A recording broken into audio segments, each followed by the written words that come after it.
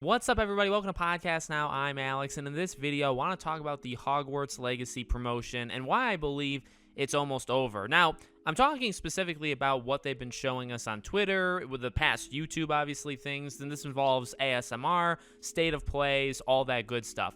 And I've talked about this before, and I talked about it quite a bit in the live stream I did a little while ago with Andy of Andy Reloads. So I wanted to put it in this video because I thought, nobody really is, I'm the only one talking about it. So I thought, why not put it together into a video so you guys could digest it there.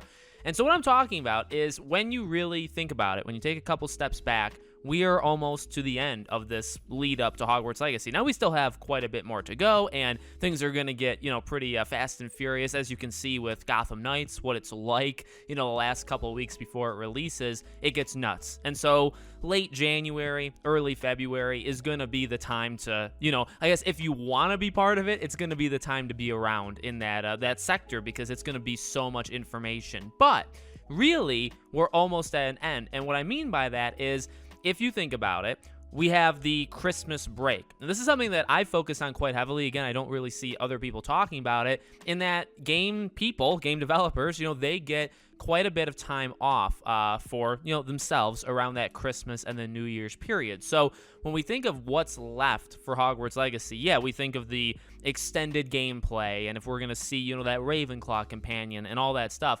What I'm talking about is the amount of time left to do it actually isn't as long as you may think. Now, obviously, people can count, people know the order of months, and we know, how long is left until Hogwarts Legacy. So it's not shocking to say, like, hey, guys, the game comes out relatively soon. But you really only have, in my opinion, another 2 or so months before, obviously, Christmas. And so over this 2 or so months, this is the bulk of the info, I'd imagine. And even in these 2 or so months, you got Thanksgiving, American Thanksgiving. You have big games that release that could definitely take away from announcements for Hogwarts. So you got to be careful about that. You have Gotham Knights. So, I'm recording this during the week of Gotham Knights. I think there's a reason Hogwarts hasn't really been so vocal the last couple weeks. And I think that's simply because they've been trying to stay out of Gotham Knights' way. I know they're different games, but I think just because they're the same company, they are most likely instructed not to do massive things around the same time as a massive game from another studio is coming out. So you had Gotham Knights, you're going to have God of War, you're going to have, again, American Thanksgiving. I guess you could have Pokemon. I don't know if Pokemon will necessarily impact it. And then you get into December with the Game Awards. Now, the Game Awards is gigantic. That's an opportunity to do something. But if you don't do something for the Game Awards, you got to be wary of that time, right? Because there's all that stuff going on. And then once we get to around the middle of December, I really think it's going to go silent. Now, there'll be scheduled tweets and there'll be stuff that Chandler and all them, put up to be, posted later for Merry Christmas and all that kind of stuff. But really, I think around December 18th through the 20th, somewhere in that range, it's going to go silent. And it'll go silent probably until January 4, 5, 6, 7, somewhere in that early January range. And if you think about it, and again, we can kind of liken Gotham Knights to it, most likely we're going to start having previews and people that are able to play it. And then once you get to late January, the game is going to be in the hands of reviewers. That's just what's going to happen. The game comes out the 10th of February, but you can play it the 7th with that early access. So you imagine reviews are probably going to go up at the latest the 6th, right, the day before. And even you can go probably back even further, maybe February 1st, 2nd, 3rd, somewhere in that range. And if reviews go up then, keep going backwards, right, kind of build from it. And you can imagine people are going to get it late January. So, this is, again, really the point of this video is kind of like, I can't believe we're getting so close. And I can't believe we're actually, in a way, running out of time. Because when you really think about it, the most information we're going to get, well, I guess that's subjective, and I guess that's probably not necessarily true.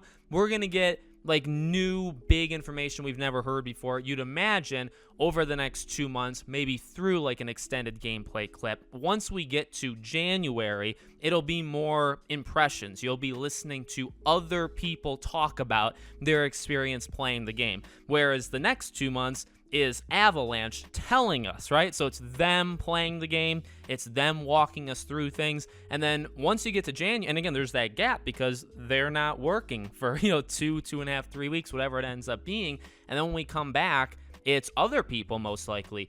And maybe it's me, maybe it's some of your other favorite YouTubers, maybe it's none of us, but it's other people talking about their experience with Hogwarts. So it's exciting. Over the next really 3 months, we're getting all the information, because after that, review copies are out, and there's not going to be too much talking about the game then, and then you're going to have the reviews go live. And now again, that last month is going to be massive, because you can learn a lot through previews, especially us, that kind of break down every single detail. There is definitely going to be a lot of stuff, but there's kind of 2 chapters left, right? There's one final push of new information from them, and then there's kind of the preview review era that's in January through February. So we're almost done. We got like 2 segments left, 3 months left, not counting that kind of bridge where they're not going to be there, and then we get the game. So honestly, insane. And Gotham Knights kind of, seeing it live before my very eyes for Gotham Knights definitely gets me excited for Hogwarts, and it can you can liken Hogwarts to the same company, right? Obviously not the same makers, but I imagine they'll probably do things, relatively the same. So seeing it kind of live before our eyes for Gotham Knights does get me pumped, and can kind of clue us into what Hogwarts Legacy we can kind of expect. So let me know what you guys think. Make sure you guys are subscribed, bell icon turned on, and I hope to see you all on the next one.